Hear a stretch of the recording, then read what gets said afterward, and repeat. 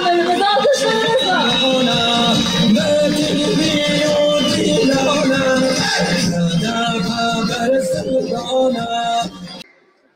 Hangi ırktan olursa olsun, hangi mezhepten olursa olsun, hangi inançtan olursa olsun, bu ülkede istenilen tek bir şey var: adalet, adalet, adalet. Ama adaletin ağasını bile bu ülkede bırakmadılar.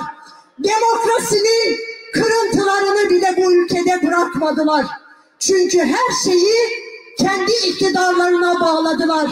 Şimdi de iktidarı bırakmamak için her türlü oyunu oynuyorlar.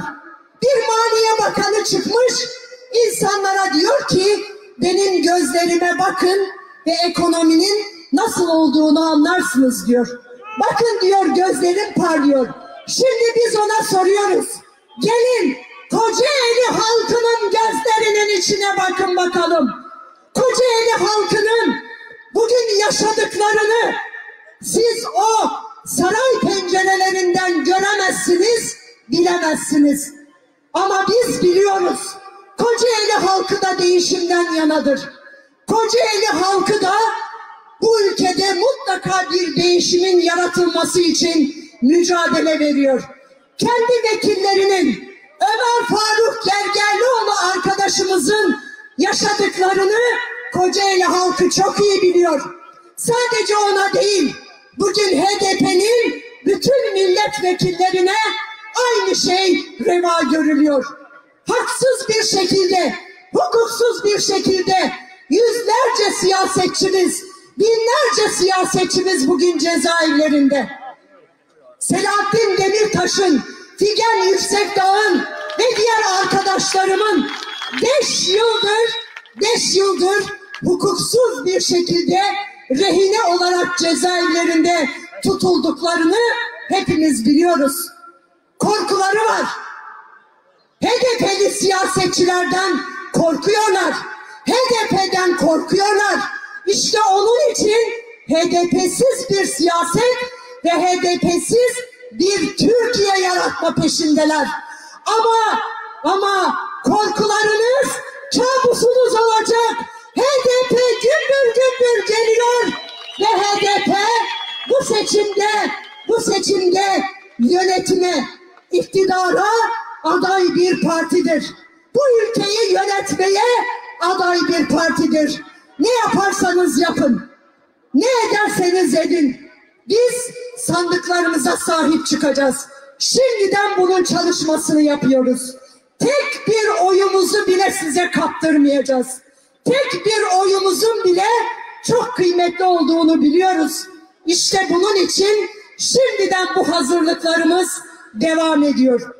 Ben inanıyorum, ben güveniyorum sevgili halkıma ve sizlere elbette ki. Bütün bu zulümler karşısında, bütün bu zalimlikler karşısında, bütün bu faşizm yönetimi karşısında, bu adaletsizlikler karşısında, evet, edibese demek için sandıklarda, seçimlerde, özellikle sandık başında herkes rengini belli edecek, herkes oyunu kendisine verecek. Bunu biliyoruz, size inanıyoruz, size güveniyoruz.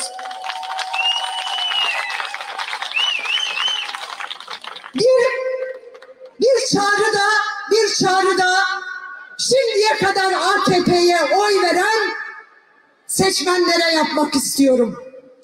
Evet, şimdiye kadar AKP'yi iktidarda tuttunuz. AKP'nin bütün zulümlerine sizler de tanık oldunuz. AKP'nin bütün hukuksuzluklarını siz de gördünüz. AKP'ye oy veren vicdanlı seçmenlere sesleniyorum. Evet, artık elinizi tamamıyla vicdanınızın ve yüreğinizin üzerine koyma zamanı gelmiştir.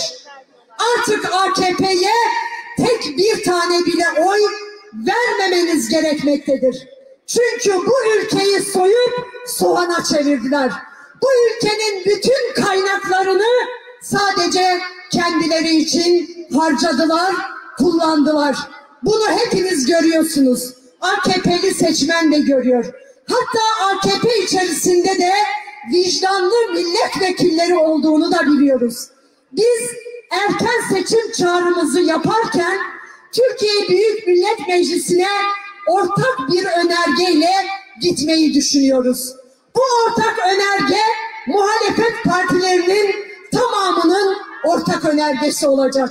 Ama biliyor ve inanıyoruz ki AKP içerisinde de vicdanlı milletvekilleri var ve onlar da bu önergemize evet oyu verecekler ve erken seçim kararını hep birlikte güçlü bir şekilde meclisten çıkaracağız.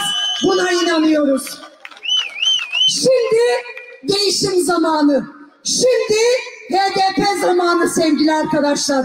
Evet, ben bir kez daha HDP'nin bu ülkede büyük bir şans olduğunu, HDP'nin büyük bir fırsat olduğunu, bu şansın ve fırsatın bir dahaki seçimlerde önemli bir değişim ve dönüşüme vesile olacağına yürekten inanıyorum. Ve biliyorum ki bir an önce seçim olur, bir baskın seçimle artık AKP'nin ve MHP'nin olmadığı demokratik bir Türkiye, demokratik bir cumhuriyet ve Türkiye halklarının barış içerisinde kardeşçe ortak bir yaşamda buluşmasının kısa bir zamanda gerçekleşmesini temenni ediyorum. Geldiğiniz için, katıldığınız için hepinize yürekten teşekkür ediyorum sevgili arkadaşlarım. Sizlerin yüreğinde kocaman sevgiler var. Sizlerin yüreğinde büyük bir umut var. Sizlerin gözlerinde büyük bir cesaret var. Bu umudun, bu cesaretin ve bu ışıltının önümüzdeki günlerde büyük barışlara vesile olmasını temenni ediyorum ve hepinize sevgilerimi, saygılarımı sunuyorum. Serkeftin Hevalno, Serkeftin.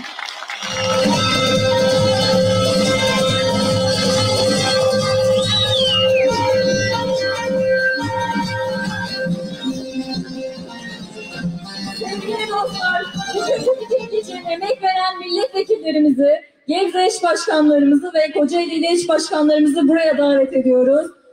Musa Piroğlu, Erdal Aydemir, Ömer Faruk Gergerlioğlu, Habib Eksik, Züleyha Gülü, Oya Ersoy ve ilçe eş başkanlarımız ve il eş başkanlarımız alkışlarınızla.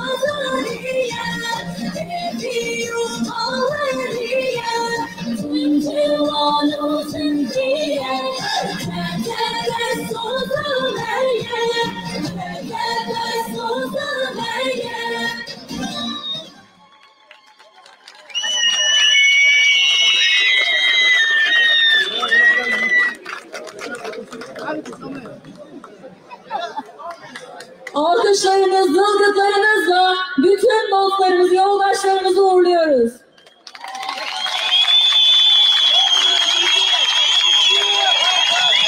Ve sevgili dostlar, ve Programımız henüz sonlanmadı, mitingimiz henüz bitmedi. Şimdi de Azat Bedran birazdan bizlerle olacak. Şarkılarıyla, coşkusuyla, halaylarıyla birlikte o büyük halayı çekmeye devam edeceğiz. Şimdi de kendi HDP müziklerimizle Azat Bedran hazırlanırken o çok büyük halayı kurmaya başlayın siz dostlar.